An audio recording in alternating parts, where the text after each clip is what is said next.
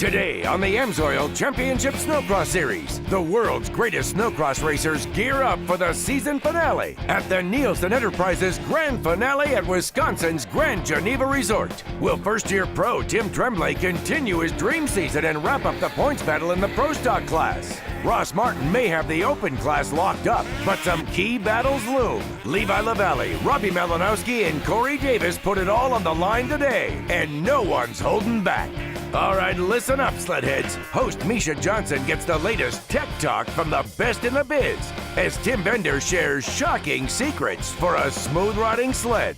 Paul Thacker and the crew are making some minor adjustments to their sleds and are ready to ramp it up as the Monster Energy Slednex Invasion Tour takes off.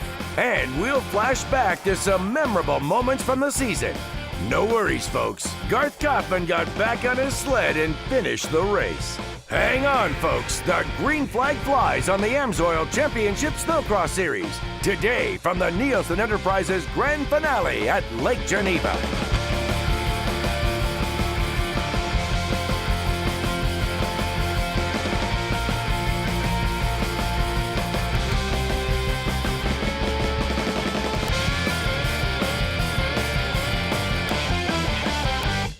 Greetings, ladies and gentlemen, and welcome to the AMSOIL Championship Snowcross Series. I'm your host, Misha Johnson, and we are here at the Nielsen Enterprises Grand Finale in beautiful Lake Geneva, Wisconsin. Now, we have seen some awesome racing this season, everything from crashes to comeback stories.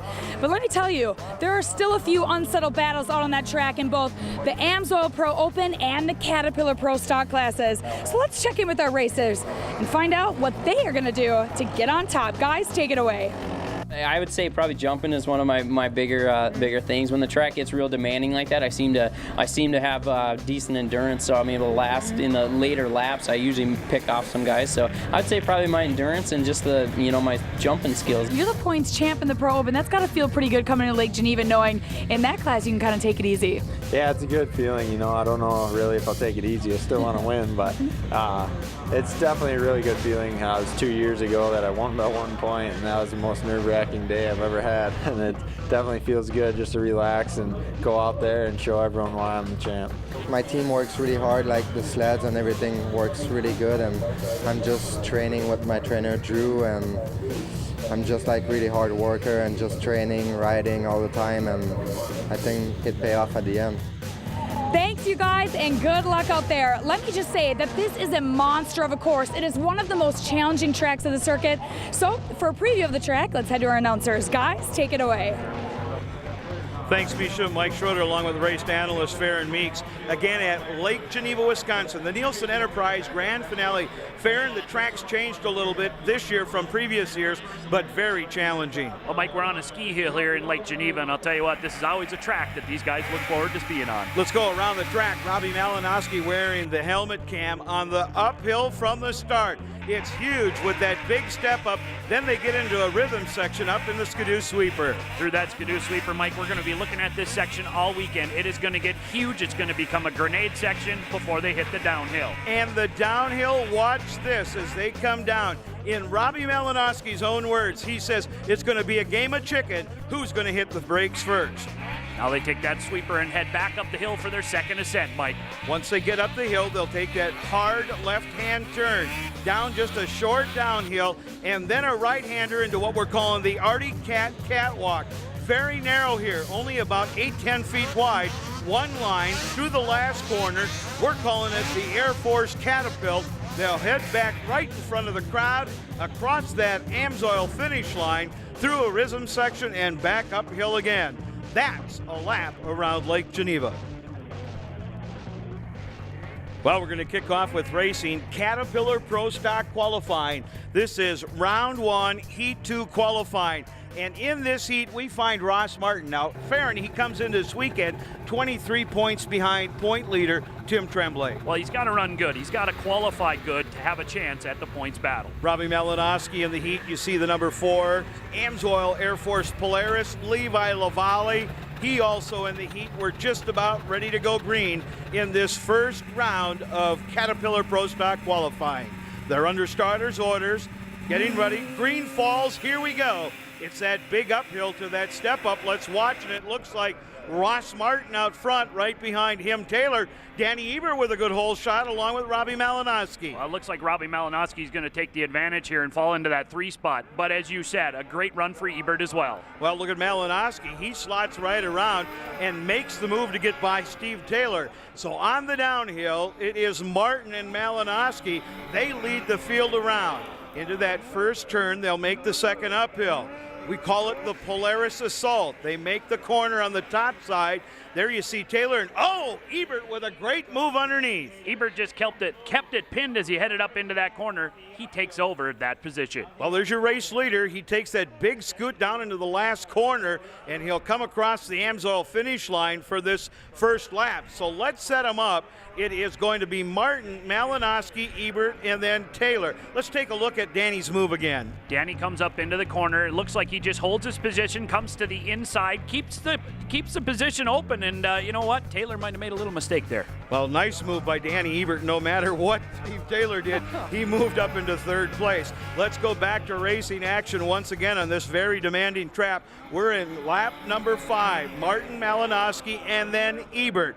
You see him working around the skidoo sweeper. That's at the very highest elevated point of this racetrack, and then this mammoth downhill. Look at how this mammoth downhill sets up, Mike, and we're going to keep an eye on this all weekend, as this is a huge downhill for these guys to be ramping it up. And you've really got to have a good feel for how your sled's responding and reacting, because it's a rhythm section before the turn back up the second uphill. They got to pay attention to their setups throughout the weekend as well on those sleds to make sure they've got the right braking and the right clutching to get up the hill. You see Ross Martin going through what we call the Artie Cat Catwalk, very narrow part of the racetrack. He'll come around to complete another lap. There is, of course, Robbie Malinowski on the AMSOIL Air Force Polaris. Boy, look at the elevation drop going into that last corner, how it just jumps down. It is huge. It is a big downhill right now. You look at them here as they come down. Oh, and there's Lavalley. Levi going, what happened there? Evidently catching an edge or something on the top part. Well-trained sled, though. Here it comes. He catches. It looks like he may have just caught an edge, and it pitched him over the edge, and away he went. Lucky in that kind of a position as well, Mike. Nobody was coming up behind him, because that's a big hole to be sitting in the bottom Well, of. Especially when you're talking one-line racing in that part of the racetrack. Lavalley up, running down to his sled, and not looking real happy. We're back on the top side, lap 7. It's still Martin out in front. Malinowski in second, and then Dan Ebert on the Speedworks Artie Cat in third. You watch Ross grabbing a tear off, throwing it away. You'd think out front he wouldn't catch much roots, but apparently catching a little snow here and there. Envision's going to be a big part of racing here. Back down, they're in that little catwalk area, then making the turn. I can't believe the elevation difference as they go into that corner. They'll come across. Martin will take the checkered flag to take the win, doing what he needs to do in the points battle. Here's how the rest of the drivers finished. Let's head down to the pits. Here's Misha Johnson. We are at the last race. What really are you thinking about at the very last weekend? I need a win. Haven't won yet this year. That's my goal. I need a win bad. That's all we're thinking about. Points, not too concerned, just want to win. And if we win, I think everything will fall into place. So do you think you can do it? Yeah, for sure. We have a great sled and great team, and everybody's fired up for it, and we want to go out on top. So. When the AMSOIL Championship Snowcross Series returns, the open mod sleds are on the line. Will Levi Lavalley and Robbie Malinowski join Ross Martin as the best of the best?